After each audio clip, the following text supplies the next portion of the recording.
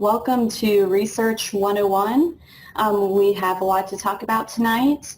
So we're going to be looking at researching in our databases, sources that the library has available for you as you work on your poster for Research Exhibition Day, and a couple other things, but the majority of our time will be focusing on researching the databases. Some tips that you probably don't know. I'm going to be introducing some things that I have never said in a class before. I'm going to be teaching you some new things, so that's really exciting. All right, so before we get going too much, I want to remind you about the online guide we have for Research Exhibition Day. You can find it at guides.centralpenn.edu/research exhibition.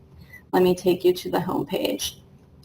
So this is our online guide for you. Lots of information here. A reminder that you have to register with your topic by May 20th. So you can do that on this registration page. The form is right here. If you're in a group, make sure you include all names of every member of your group and fill out the rest. We have a deadline for the registration because we need to know how many poster boards to order because we are providing them for you. I also want to make sure that you know that on the template page, we have a research template for you to follow. It's a great starting point if you are not sure how you should be organizing your poster, what to include. The research template has a lot of good information. I also have an example here, which I may be showing you a little bit later, of a research template that I have applied. I did a lot of research, so I'm going through the same process with you students. I am spending time researching. I have applied my research to a template. I will be creating a poster. The only difference is I am not going to be showing it at Research Exhibition Day. I will not be eligible for cash prize. But I do want you guys to know that I am with you all along the way, following the same steps. So if you have questions, feel free to ask me. I'm a little bit ahead of you in the process, so make sure you check out this example. I worked very hard on that just for you. Also, I want to let you know about this events page here.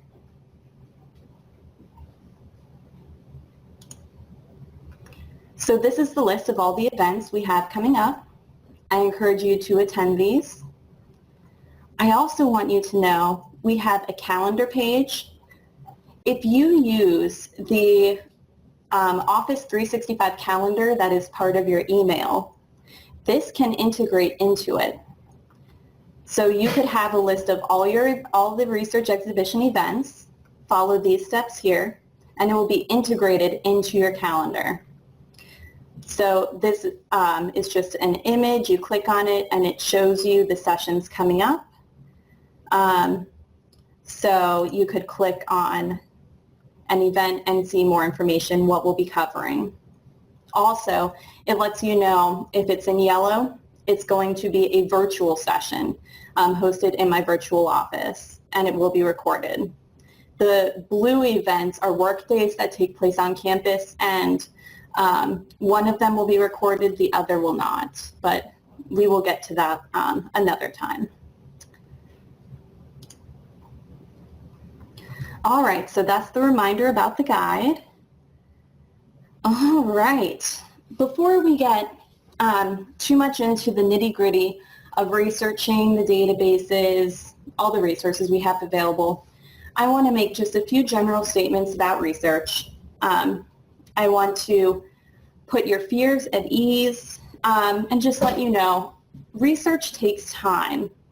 You need to allow yourself a lot of time to explore. Plan to learn along the way. This is not going to be an immediate process. Research really is just that, a process. It's not a finished result. It's something that evolves. You learn along the way, don't be afraid to dive down a rabbit hole. You can learn some interesting things by clicking on links, just letting yourself explore. Don't limit yourself to, I only have 2 days, I need to get all my research done. That is a terrible idea. Start early and get as many relevant sources as you can. The longer you spend researching, the more you have time to refine your research question if it hasn't been finalized yet. And you can really pinpoint a really great topic. All right.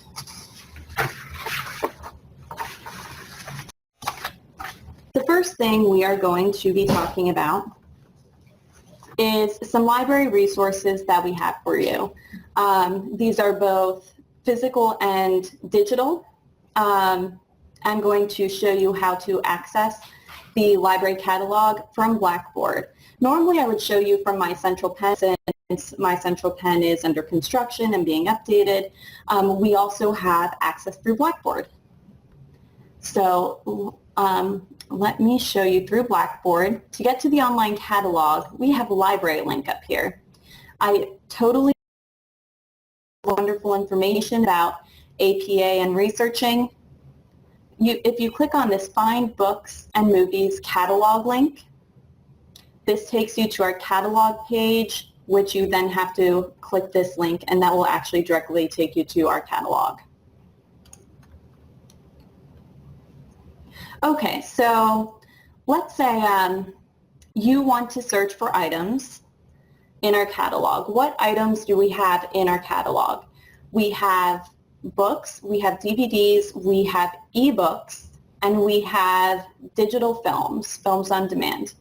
So let's talk a little bit about searching first. You probably are not searching for a particular title when you are searching our catalog. Yes. So we are going to search for something very general because we don't know necessarily a title yet. Let's say you're researching about the gender gap, the wage gap, the pay gap. It goes by all those names. The gap between what women make compared to what men make as far as salaries. So you could put in a keyword. Let's try wage gap first.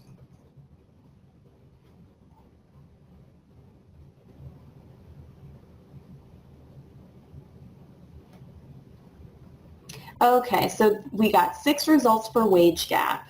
You could also replace wage with pay gap or gender gap, and all of those should have some results.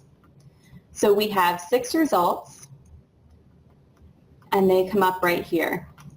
Now let's say you're looking, this first one sounds really good. Let's click on it, see a little more information.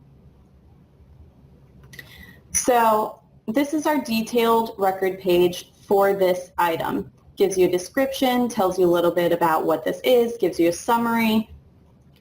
But what I want to point out are these subjects. These subjects are kind of like labels. They're kind of like hashtags. You can click on these. So if you look through these and say, discrimination in employment, that is exactly what I'm looking for my research. You can click on that, and that will bring up everything that we have in our catalog with the exact same subject. So I see here's discrimination in employment. It's already been highlighted for me. 23 items have that hashtag, that subject, discrimination in employment. So you can click on it again and see all the items we have. So a subject is also a main point about the item. If it's a book, it's going to be a major topic of the book. So those subjects, you know, when we searched wage gap, it's not going to be mentioned just once in the table of contents. It's actually going to be a major point in the book. So these subjects are awesome. Definitely use those. And also try, instead of, here, let's go to a new search. The default is keyword. You can change this to subject and try putting a broad term in. So you could just put in discrimination.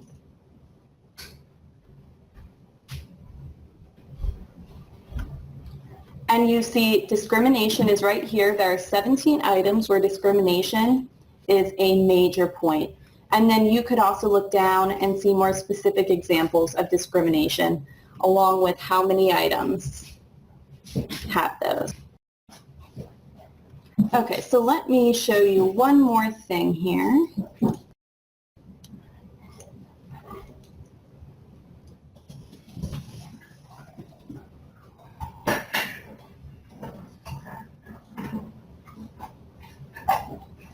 Okay, I am running a search for To Kill a Mockingbird. I want to show you the different kinds of items that we have in the catalog. As soon as it decides to finish running the search. Here we go. Okay, so we have ebooks. This is the icon. DVDs. Regular books. This icon is just like the ebook icon, except it doesn't have the little red E symbol in the bottom right, and digital media. So let's look at a book first. You'll notice right here is a call number. If you want a physical book, you need to figure out where in the library to find that book. Write down this call number and then look for the shelves where this number would belong. We have all our shelves labeled. If you need help, ask a librarian. Any book that gets checked out won't be due back until the end of term. So if you checked out a book today, it would be due back June 17th. If you are an online student, we will mail you books. And we will even include a shipping label that you can use to send the book back and not have to pay to ship it. So even if you live far away, we will mail you a book and it won't be due back till the end of term. Ebooks. There's no call number for an ebook to write down, and that's because ebooks, of course, live in the digital realm. So to access the ebook, you click on the title and then you find a Connect To link right in the middle of the page. This is how you access the ebook. You click on it, it takes you out of the catalog and into eBrary, which is our database of online books. So most books you can download to your laptop, to your phone even, to a tablet, and then you can read it while you're offline for up to 2 weeks. At the end of 2 weeks, it gets automatically returned and you would have to re-download it. There are some titles that you cannot download, but you can still read them online. So you would just click available for online reading and read it in the browser. You do need an internet connection for that to work.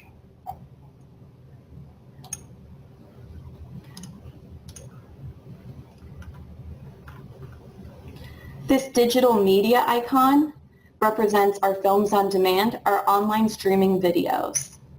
They work the same way ebooks do. So you click on the title, then click this Connect To link, and it will take you out of the catalog and into our Films on Demand database where you can watch the film. I also want to point out, let me make this just a hair bigger. For any film on demand or any ebook, there is a citation link. So if you were to use this or you were to use an ebook, you could get the APA citation right from eBrary or right from our Films on Demand database. There's no need for you to go through the hassle of figuring out what order do I need to write these in for my APA citation. It's already done for you. So that is an awesome feature in both Films on Demand and in eBrary. And then we also have DVDs. We have call numbers for the DVDs. Write these down and then go look for it. And again, we will mail these out to online students. Normally, DVDs go out for 1 week. So if you're an on-campus student or you live nearby, you could come check it out, take it for a week. If nobody needs it, you could renew it and we would keep renewing it for you until you're done with it or until someone else has requested it. All right, so that covers our catalog.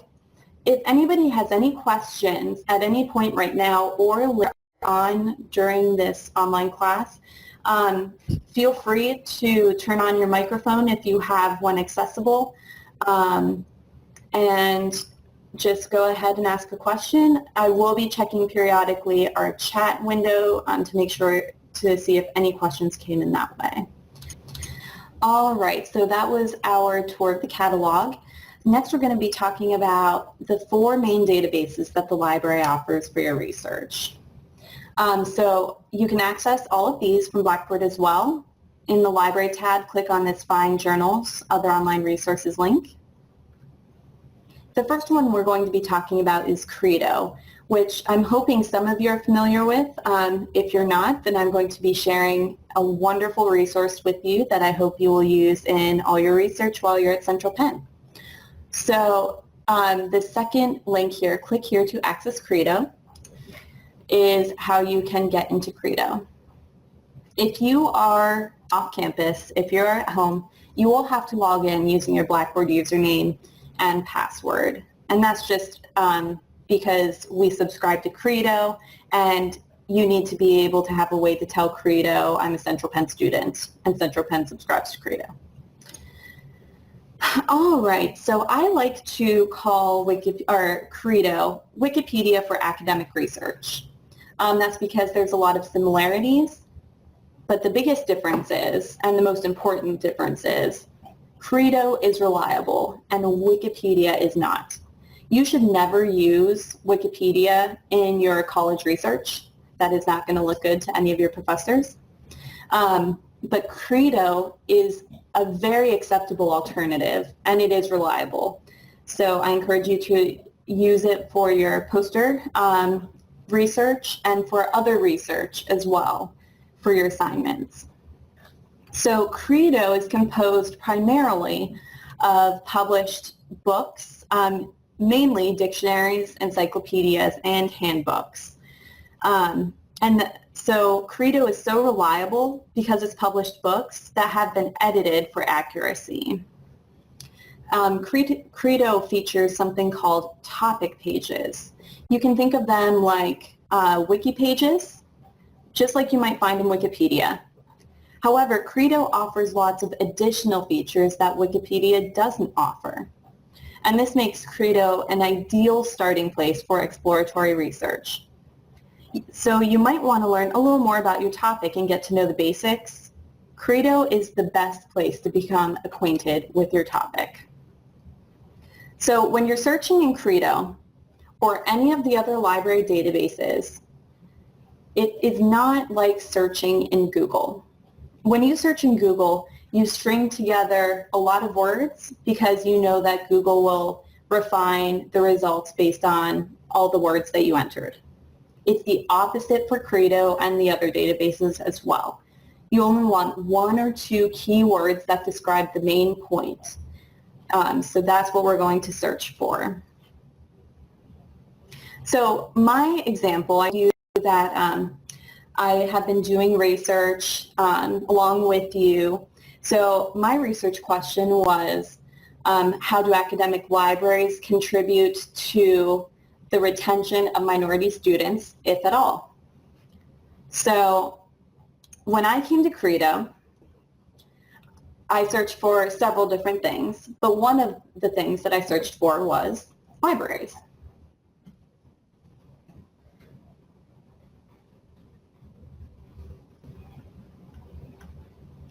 All right, my first 3 results here are all topic pages. That is exactly what I'm looking for. So you notice that one is library. This is a very broad term. So that's exactly how you want to search in Credo. Think broad. Don't think too narrow. And then we see a couple other entries here that are more narrow that I did use because they didn't quite relate to my topic well enough. Below topic pages, you may have book results. I have 3 book results here that I could choose to look through. There also are going to need to be a lot of reference entries. These reference entries are going to be very basic entries, mostly from dictionaries and encyclopedias. So let me show you what one looks like. Let's click on this first one. This is a reference entry. I see I have a menu at the top, a topic page that I could click on over here on the right, some related topics over here, and then all I have left is this article. It's a nice and long article. Many of the entries in Credo are not as long, but there's not too much to this, not too many features. But still, it would be a good article, probably worth reading. But let me show you a topic page. Let's click on Library. All right, let's do just a quick scroll down so you can see the difference. We have some items on the right-hand side, images, Credo entries, databases, and suggested resources. So there is a lot more here on this topic page. So the first part of the topic page is a summary article. You can click on Continue Reading to see the entire article. And notice that at the bottom is a citation. Now, this article has been chosen by the editors at Credo of being the best article that they have access to in Credo that describes a library. So this is considered the best, but it doesn't mean you shouldn't look elsewhere. This one just happens to be the one that they chose. So let's say I use this article. I either quote it or paraphrase it or summarize it, or even use a statistic that I found. I need to cite it. So I scroll down to the bottom of the article, and here's my APA citation, already done for me. In any citation that has already been created, this one included, you do need to double check it for accuracy. Make sure that it is correct. I have images here that I could use for my poster. Now, if I choose to use an image from Credo on my poster, I have to cite it. I have to cite it because I did not take that picture or create that image. Next are Credo entries. These are additional entries about libraries in the other books that are contained in Credo. So you could click on any of these. These are all just as reliable. They'll be of various lengths. I recommend clicking on all of those. Databases. So Credo is really smart. It knows all the databases that we subscribe to, and it has integrated them into Credo. So I should have access to all of these articles here. I see these are article titles. If something sounds good, I like the sound of these. I want to see what else this particular database has. All I have to do is click on See More, and I get a lot more articles. There is also another More link. Now if I click that one, it takes me out of Credo and into another database.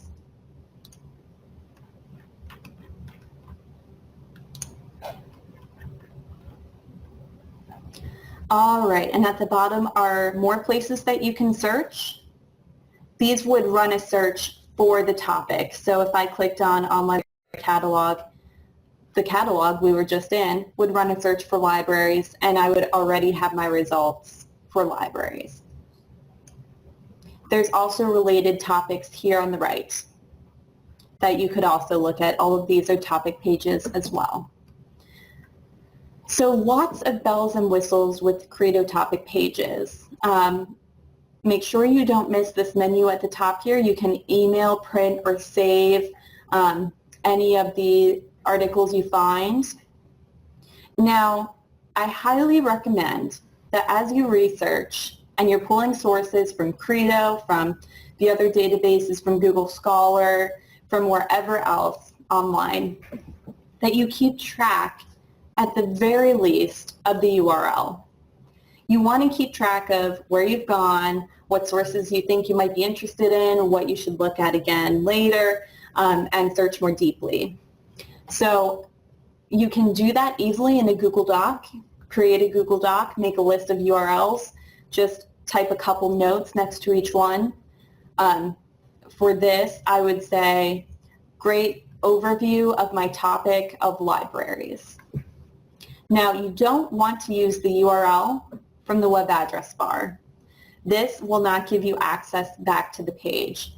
What you want is this permalink.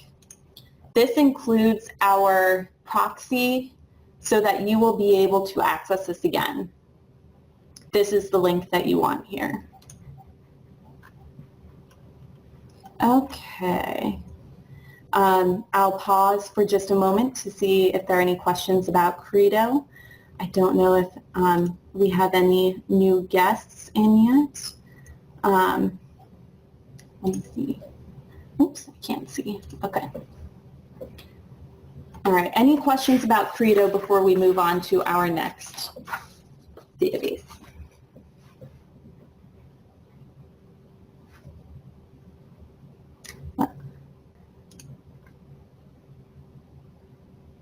Okay. All right. Let me share my screen again.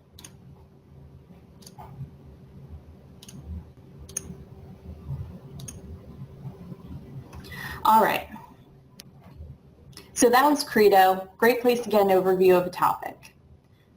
Let's say now you know the basics about your topic. You know what it is, you know what the key vocabulary is for it and what it means, and you're ready to do some deeper research, learn the more advanced theories and research regarding that topic. You are ready for EBSCO. EBSCO is also available in Blackboard on this Find Journals, Other Online Resources page. And you click the second link to access the database. If you click on the first link for any of these, it will take you to a guide with more information about using that, some video tutorials, that kind of thing. The second link is what will actually get you to access the resource. Okay, when you get to this screen, always click on EBSCO Host Web. And then we come up with this page. This is a list of all the collections that we have in EBSCO. You could go down through, read the descriptions, and cherry pick which ones you want. But because the poster session and the research you're doing so much research for it, and you need so many sources, I definitely recommend select them all. You don't want to miss something that maybe a database you weren't expecting to have information about your topic. You wouldn't want to miss anything that it has. So select all and then click continue.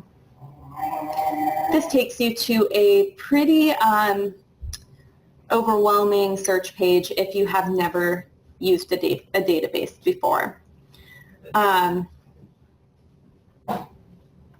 So when you're searching in EBSCO, one of the options you can choose in the limit your results box, which is right here, is full text. When you check mark this box and opt to only see the full text results, this means that you'll have immediate access to the entire article. If you leave the box unchecked, then you may only see the citation of the article with no article actually attached. It's up to you if you want to limit up to only full text or not. Normally when I go into a class, I tell all the students, always, always, always check mark this full text box. But for you, you still have time to research. We're about 5 weeks away from Research Exhibition Day. So you could leave this unchecked. And the advantage to doing that is that you will get many more results. And even if you can't immediately access the title that you want, there's a really easy. Simply contact the library, let us know the title, author, year, the journal was published in, give us all that good information, and we will get it for you. It usually only takes a few days. It could take up to a week. It's pretty rare that it takes that long. But you have time, so you unchecked. Another option in this limit your results box is scholarly peer-reviewed journals. When you select this option, only peer-reviewed items will be retrieved. I highly recommend that you use a variety of sources, including some peer-reviewed sources. Peer-reviewed journal articles are the most reliable type of source. When an article has been peer-reviewed, experts in the same field look over the content and have to approve it. This is an additional step in the typical editing process, and it makes the whole process take even longer. So we will leave that checkmarked for now. And let's talk about just a couple different searching techniques. Okay, I right now am searching for HIV and AIDS. So this will give me articles that mention both HIV and AIDS. The article has to mention both. If it only mentions one, it will not be in my results. It has to include both. I could change this to HIV or AIDS. Now this will give me a lot more results, and that's because it will retrieve every single article with HIV and every single article with AIDS and the articles with both. So only one of these terms has to be in the article for it to show up in my results. The last option is to change this to not. HIV, not AIDS. So this will only give me results about HIV that do not mention AIDS. So if AIDS appears anywhere in an article, it will not be in my results list. This is a really good search to use, this not operator, for commonly confused subjects like HIV and AIDS. A lot of people talk about AIDS and they actually mean HIV and vice versa.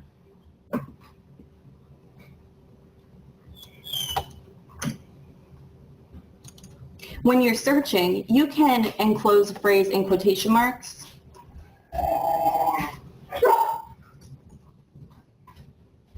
And it will search for this exact phrase in this exact order with the punctuation exactly as it is.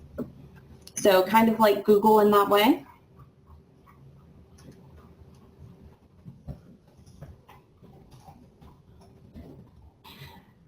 All right, so I have just typed in email N5 privacy. This means that EBSCO is going to search for the term email and the term privacy, and they have to be within 5 words of each other. If they're 6 words apart, it will not be included in my results. So this can be really good if you have 2 broad terms that you want to be close together but not necessarily directly next to each other.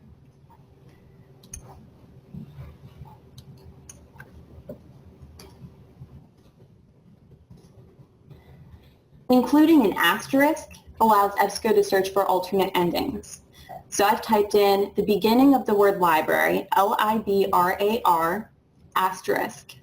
So this will search for library, libraries, librarian, and librarians. All of those endings will be somewhere in my results. As long as it has one of those terms, it will be in my results. Okay, let's run a search.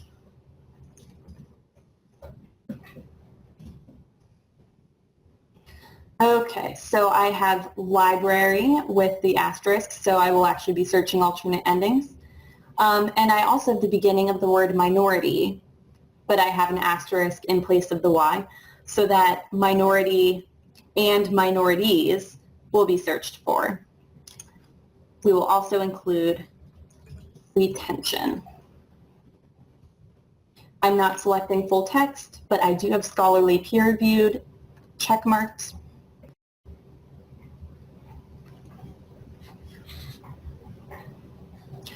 Okay, so once you've run a search, you can see how many results you have. I have over 2,000.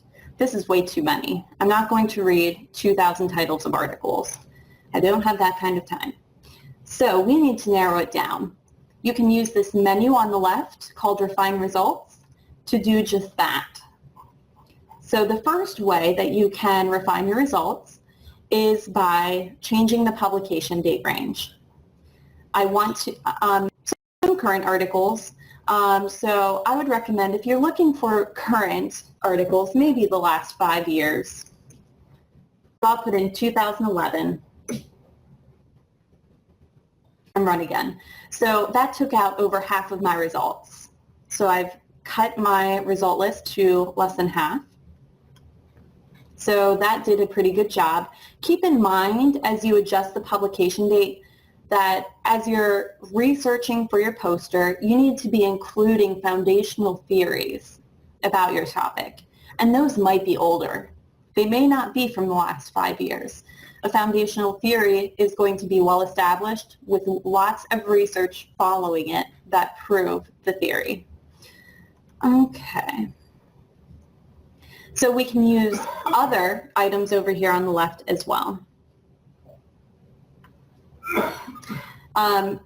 You can search by language. Let's change this to English. I would prefer not to read a French, German, or Chinese or any other language article.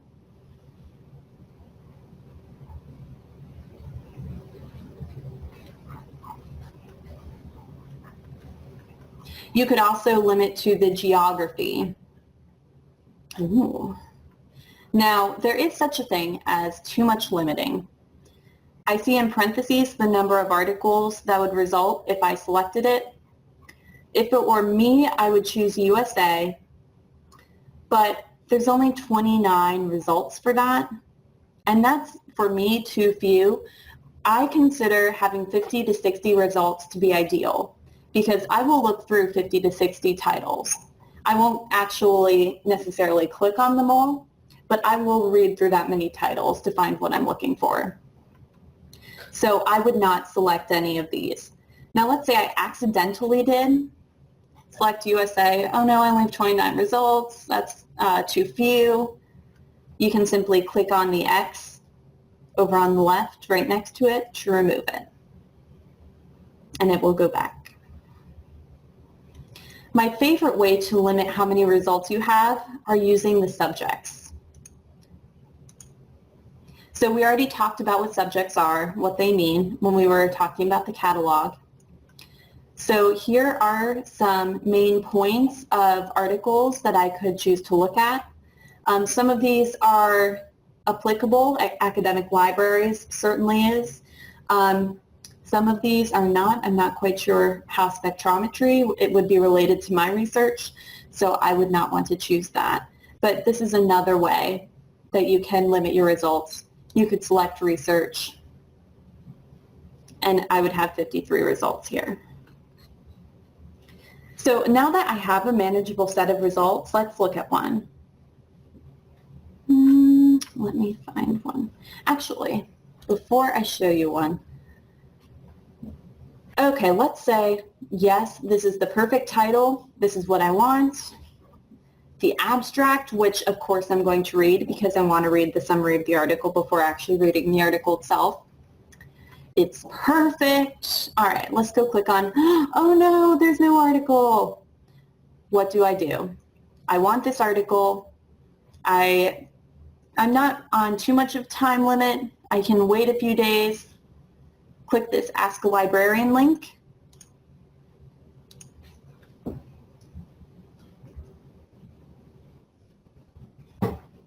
This takes you to our library webpage, and click this Book Loan Request link.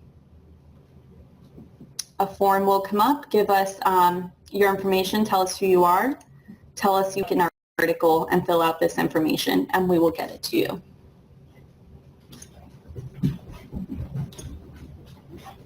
All right, let's actually look at an article now. Here's one.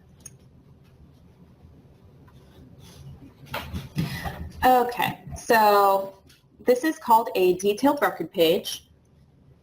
And the most important part of this, that I think anyway, is the abstract. You definitely want to read this. This includes the conclusion of the research. What did the researchers find? So when you read the abstract, you should know what you're going to be getting into when you read the article. what it's about. You don't want to spend an hour reading an article only to decide, you know what, I don't think I'm going to use it. It's not that relevant. So read the abstract.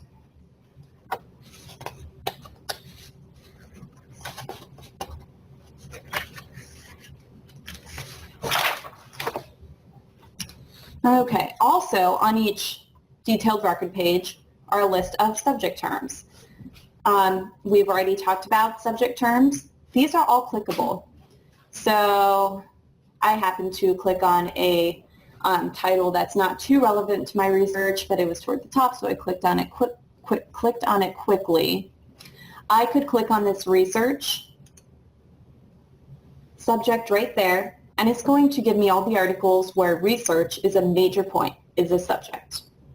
But now that I've done that, I would have to go through my left-hand menu again and redo all my refinements. I'd have to select full text if I want, peer-reviewed if I want, change the publication date again, because it didn't keep any of those.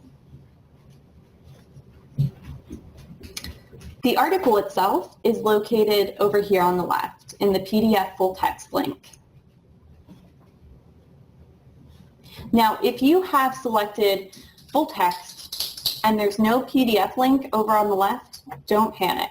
There is one collection in EBSCO that doesn't have the PDF, but you still have full text access. It's called ERIC, so if you see ERIC, hopefully that'll help you remember this. There will be a link in the middle of the detailed record page, and you will click on the link and it would take you out of EBSCO to the article. So our article is there. I also want to make sure you see all these tools on the left. Let's say you decide to use this article. You need the APA citation. So you click on the Cite button, scroll down just a little bit until you see the entire APA citation, and then copy and paste this into the references. You do have to make sure that these are correct. EBSCO often will get capitalization wrong. It is correct here. The article only capitalizes the first word of the title, so that is correct. But it will often get this wrong and try to capitalize every major word. You can also print and email the article. I don't recommend using this Add to Folder button because as soon as you X out, anything you added to your folder will be gone unless you create your own EBSCO account. Now, let's say you're keeping track of all your research, just like you should. If you're using a Google Doc, here's the permalink that you need, and then it comes up right here at the top. And this is what you would copy and paste to your Google Doc to give you access, not what's in the web address bar. Now let's say you're doing some more advanced managing of all your sources. You're using a citation manager. We'll be talking about those a little later. You can click on this export button and say, I am using Endnote, I'm using something else. And this will directly export it into your citation manager. Okay. Are there any questions about EBSCO right now? I'm going to just double check my notes and make sure I covered everything that I wanted to, and I'll pause for just a little bit to see if there are any questions.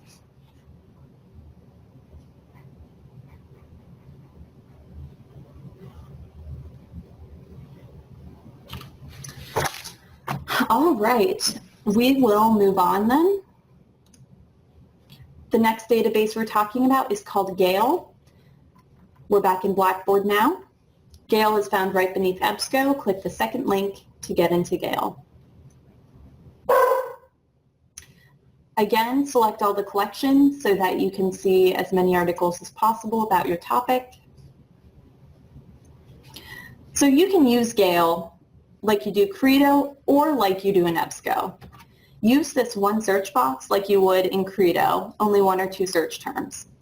Or if you want a search page that's more similar to EBSCO, click this advanced button up in the top right. We have full-time peer-reviewed under More Options right here. I'm going to select peer-reviewed, and then we have our 3 search bars up here.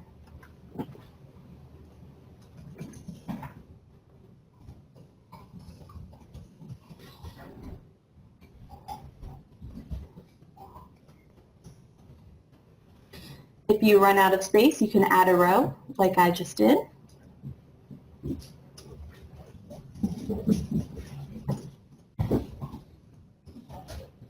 All right, let's talk about just put in. Oh, and let me change this. So I'm going to run a search for retention and higher education and either library, libraries, librarian, librarians as a subject. I want something to do with libraries to be a major point in the articles retrieved. And then in the final search box here, I have parentheses, and that's because I am using an operator in this one search box. So I'm searching for terms having to do with minority, and terms having to do with diversity. Diverse, diversification, diversity, diversify. So I know that some articles will talk about minority students, others talk about diverse students. They use different vocabulary, and I want to make sure that my articles will have one or the other. I don't want to just search for minority and exclude anything that talks about diverse students instead. So I capitalize the or. If I leave it lowercase, it will not work right. I have to capitalize it. And I put it in parentheses. Let's run our search.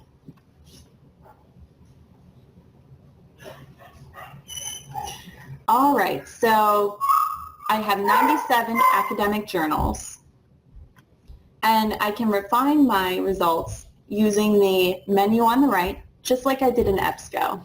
I could choose publication dates, I could look at some subjects, and then document types are also really good to look at. Now, we selected peer-reviewed journals, but that doesn't mean that every result is going to be an article. Peer-reviewed journals also include things like book reviews, editorials. We want to exclude anything like that. So you could choose article or report. Either of those would be fine. You want to exclude anything that's going to be a brief article, an abstract.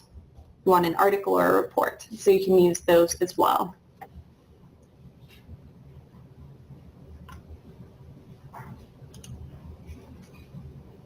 Okay, so let's look at our detailed record page in Gale. So all full-text articles found in Gale include HTML of the article right here.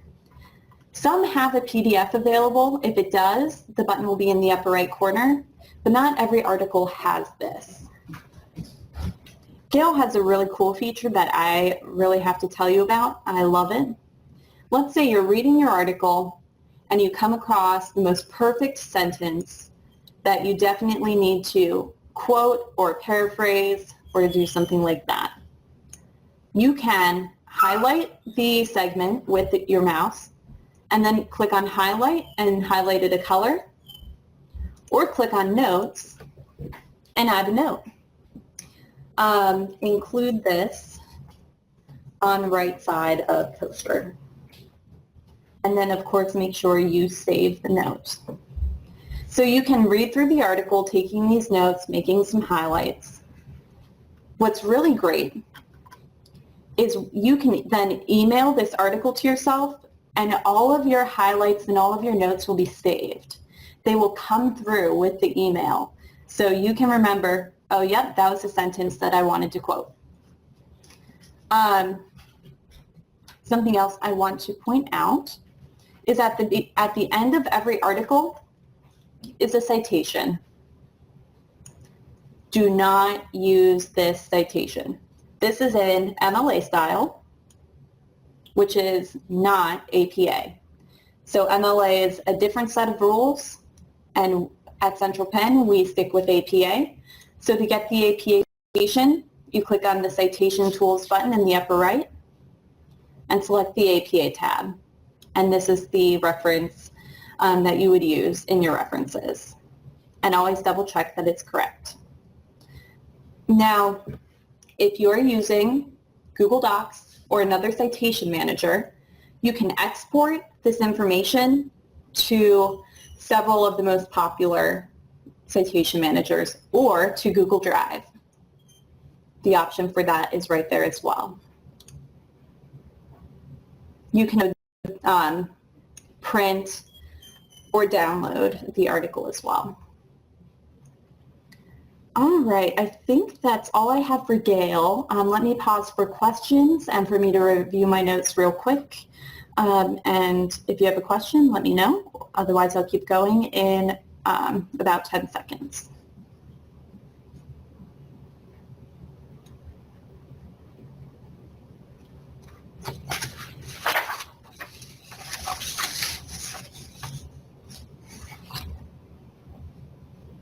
All right, we will move on.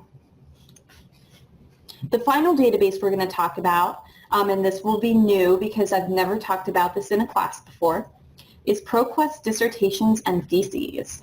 So we're going to click on the second link.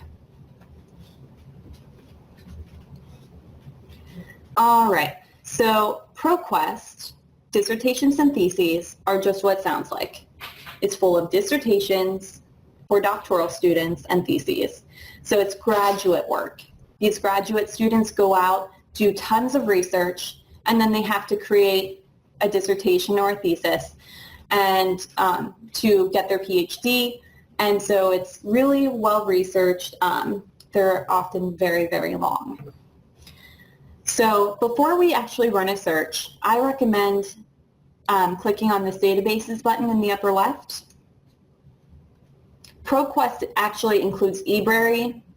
If we're not interested in ebooks, unselect eBrary, and then use selected databases. Okay.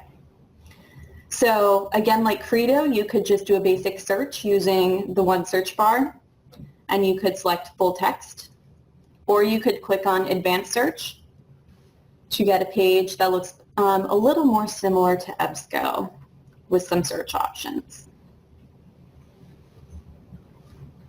Okay, so one thing that is different about ProQuest from the other databases is if you use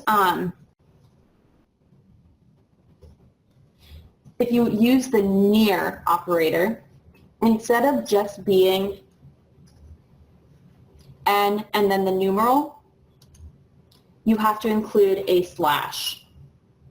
So this would search for libraries within 5 words of retention. They would be only 5 words apart or less. So N/5, and again, the N needs to be uppercase. Lowercase will not work.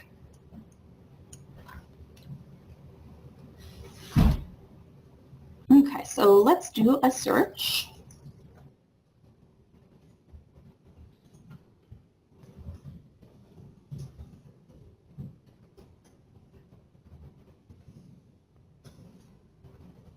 The asterisk does work in ProQuest, so you can use that.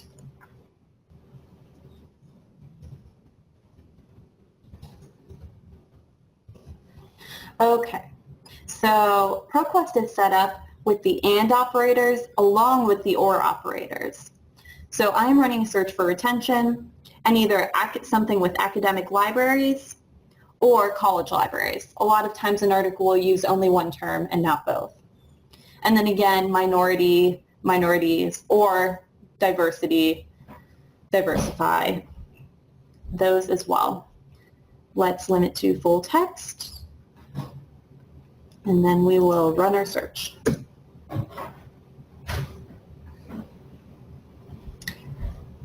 So we got a lot of results, 152,000.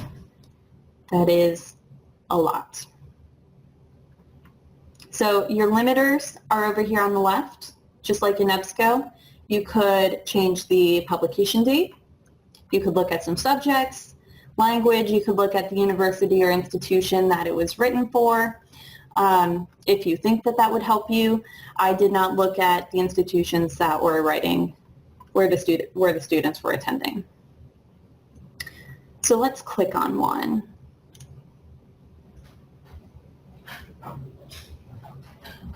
When you click on the title, this is the page that comes up.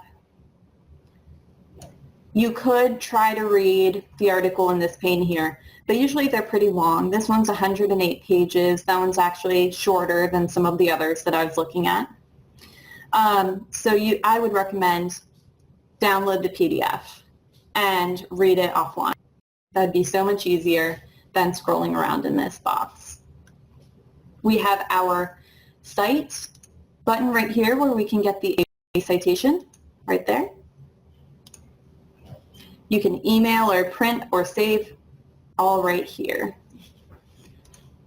Clicking on Save allows you to choose which citation manager you would like to export this to. So if you're using any of these, you could just export the citation right into one of those. Now, something that I do want to talk about, we are going to use this box now,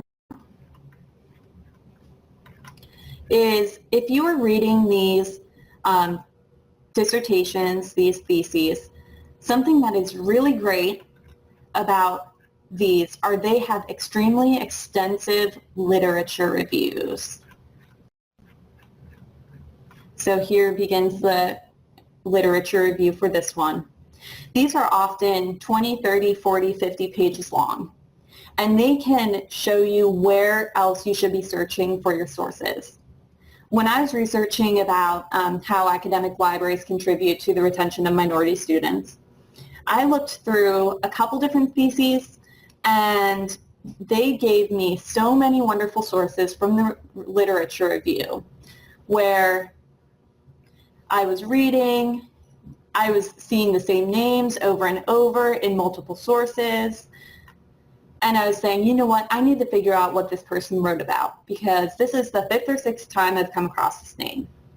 So let's say you read this sentence here, you need to find out what these researchers are talking about because you think that it will relate directly to your research.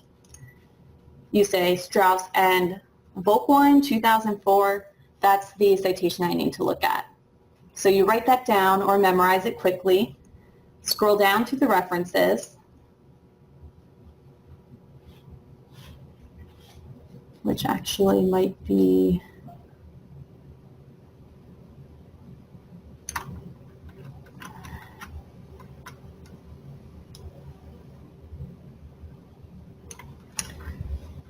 okay.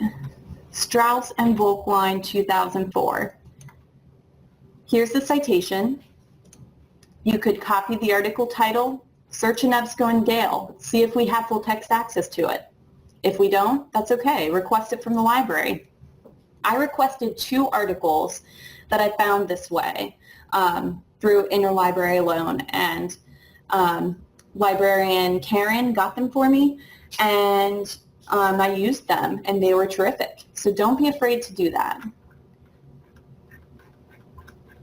This is called the trail of research. You're following breadcrumbs. So when we're saying look through the references, don't come down to references and just read through because that will bore you out of your mind. But as you're reading a literature review, match them up to the reference list and then find the citation. So definitely read the literature reviews that you find in ProQuest. I cannot recommend it enough. Any questions about ProQuest? I'm going to pause for a little bit for questions and review my notes, and then we'll move on.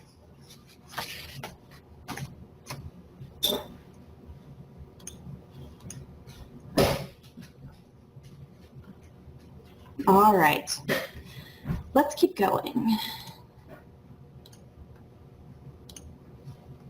All right, so when you are looking for sources for something as large as a poster, and you are looking for so many sources, I probably looked through 50 or 60 sources where I was actually beginning to read the articles. I had looked through the abstract, and I ended up deciding on about 15 to include total. So I weeded out most of my sources, but I actually looked through 50 or 60. So you want to be getting those from a variety of sources. I maxed out what I could find in EBSCO and Gale. ProQuest gave me a lot of good sources that I could request. I also searched in Google Scholar, and you can too. So the Google Scholar page is at scholar.google.com, and you could run a basic search in the search bar or click on this arrow at the end of the search bar for an advanced search. This looks very different from EBSCO, Gale, but actually it's almost exactly the same and just looks different. So when you enter something into this first search box, it's like using the AND operator that we used in EBSCO and Gale and ProQuest. So only results with every single search term in this box will come up in the results. So right now, any article that has both retention and it has the word library will come up in the results. Separate your terms with one space. Don't include a comma or anything. The second search box is basically like searching in quotation marks. It searches for an exact phrase. The third box is just like using the OR operator. So Google will return all results that have at least any one of these terms. So articles that will come back are articles with both retention and library, and any one of these search terms, college, academic, or research. Any one, doesn't have to be all three. Without the words is like using the not operator. You could tell it what not to search for.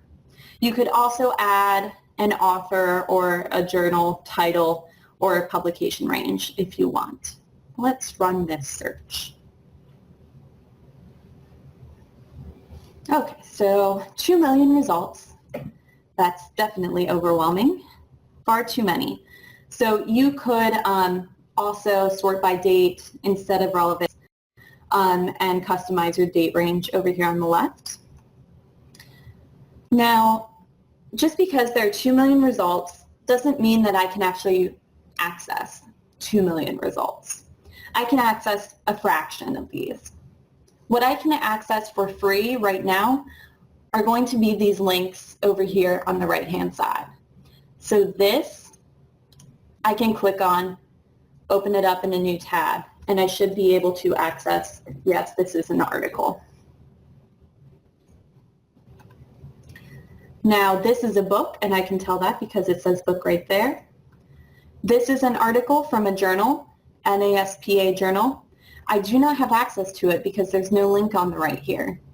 Now, let's say you find the perfect article and there's no actual article attached. Contact the library, let us know, and we will get it for you.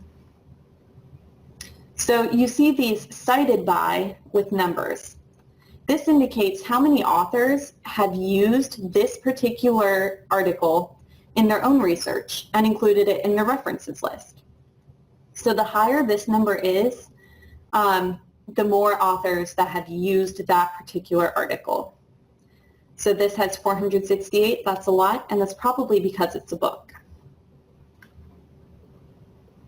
So also, you might also see the Cite button here. I would caution you against using this Cite button in Google Scholar. And that's because a lot of times when I click on it, it is not correct. The one that I clicked on just now looks okay, but a lot of the ones that I find are not, and they are very, very incorrect, and it would take a lot of work to edit it to make it correct. Now, something that Google Scholar does have that is really great is the Save button. Now, you have to be logged into a Gmail account for this to work, but you could save an article. I just saved this one. And this saves it in your library so that you can come back to it later from any computer as long as you have an internet connection and you can log into your Google account. So your library is accessible over here on the left. Click on My Library, and this shows me every article that I have saved. Now, if you're doing a lot of research, you may just be saving lots and lots of articles. The good thing is you can organize these by creating labels. So I have some labels here: libraries and minority students, retention and libraries, and retention and minority students. So I have these labels, and then if I want to assign my saved article to a label, like saving it in a folder, I click on it and I say I want to save this to a label. Let's add this one, which is about student retention and the use of campus facilities by race. We will use retention and minority students. We will add it to that. So then when you go back to your library, you can click on your label and see which articles you have in that folder.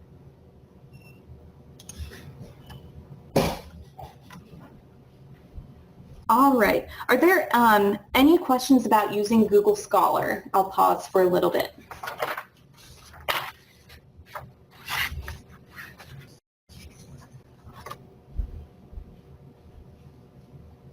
Okay, we have only 2 more things to cover, and they will go pretty quickly. They won't take long at all. We are almost done. So let's say you are looking for government sources, data, statistics, that kind of thing. The best thing you can do is use government websites that are available online. So fortunately, Google has a secret way to search through government websites that makes it really easy. So let's say you want to search for information about college retention in government websites. I put in SITE for site, :gov. There is no space after the colon. When I run this search, I have told Google, search for college retention only on .gov websites. So we can go down real quick and notice that every single result comes from .gov. All of these are from .gov. So these are going to be the government websites that you're going to want to use for statistics, for raw data, that kind of thing. So that is SITE: :gov. You can also use this to search a specific website. So let's say I want to search for Pennsylvania population, site census.gov. I know that the Census Bureau keeps track of population and statistics as far as gender and ethnicity and employment, all those kinds of things. So let's see, Pennsylvania population, site census.gov, site: census.gov, no spaces. My very first result, Pennsylvania quick facts from the U.S. Census Bureau. And this would probably be the one that I would end up using. Okay, questions about using the site operator in Google for .gov websites?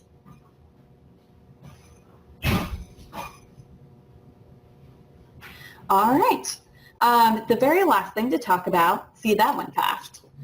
The very last thing to talk about are citation managers. So a citation manager is a way to organize your research. A citation manager will collect bibliographic data about your sources by importing the citation information from a database, or you manually import it. You type in the author, the title, and so on. You can also attach an article as a PDF to each bibliographic record that you create. And then the record also includes the link to the article, whether it came from a database or Google Scholar. So basically you have all the publication information of an article in one place, as well as the URL to view it and the PDF, all in one convenient location. In either of the citation managers that I show you real quick, they have some similar features that they both have. For example, you can create folders in both and organize your articles into folders. You can generate APA references from an entire folder or from one individual source. Both citation managers that I'm showing you have a free online version. I think that is really critical for students. Be free and online. They also both have desktop applications, but you would have to pay for those. And I just recommend use the free version on the web. It works really well. And then both citation managers have an extension for your browser that will capture bibliographic data from the metadata of a web page so that you don't have to manually input the data yourself. So what that means is I have found a web page that I want to use. I click the button for the extension, and it gets from the metadata of the page who wrote this page, what is it called, where is it from, when was it published, all that good information. And it will create a record for you based on that with the click of a button. Okay, so the one I have up on the screen right now is called Endnote Basic, also called Endnote Web. So I have some references here. This is my home page. My folders are over here on the left.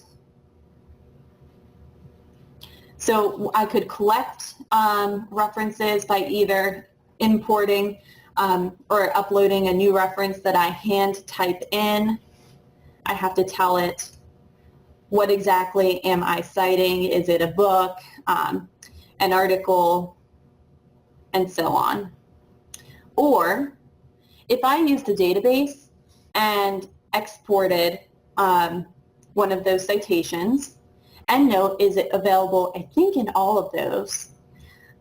You would then use this import button, find it on the computer, and it would import it for you into Endnote. And then you can format your bibliography from a folder or just from one item. Endnote, the thing that makes Endnote different from the other one I'll show you is the Cite While You Write plugin. This is a plugin for Microsoft Word, and it allows you to manage your sources in Microsoft Word. It talks to Endnote Web, and it will help you use in-text citations as you write your paper and format your full citations at the end. Now, you're not writing a paper for the poster, but it's available for you for your research papers, for other assignments. And that's about it for Endnote. The other one I show you is called Mendeley. It's pretty similar. We have folders over on the left. You can add a file like a PDF, add an entry manually, and you can also import references. What's different about Mendeley is that you can annotate and highlight any of your attached PDFs. So let's say I just clicked on my PDF for privacy and libraries. It's opening it up in this tab. I could go through, and see I already highlighted it once. So it remembers that I highlighted it. And then I have a note here as well that I could add. And all I have to do is highlight with my mouse and then choose colors.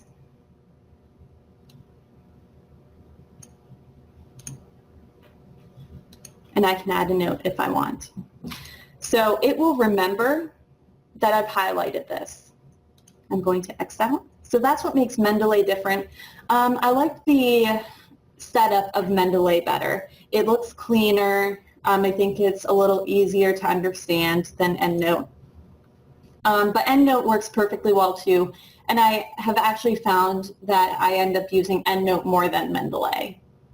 But either works. And if you need help with either, just let me know and I will certainly help you with them. Okay, let me come back here.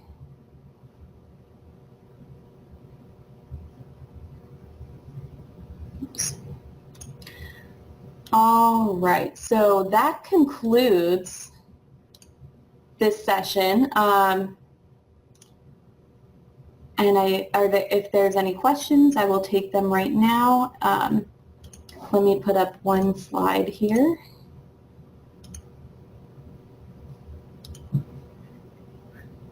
All right, so if you have questions about anything that I've talked about today, you can email me, call me, text the library. All the information on this slide is for the general library, and you can use this. Let us know. We would love to help you research, help you refine your research question. Any question that you have, just let us know. And I'm going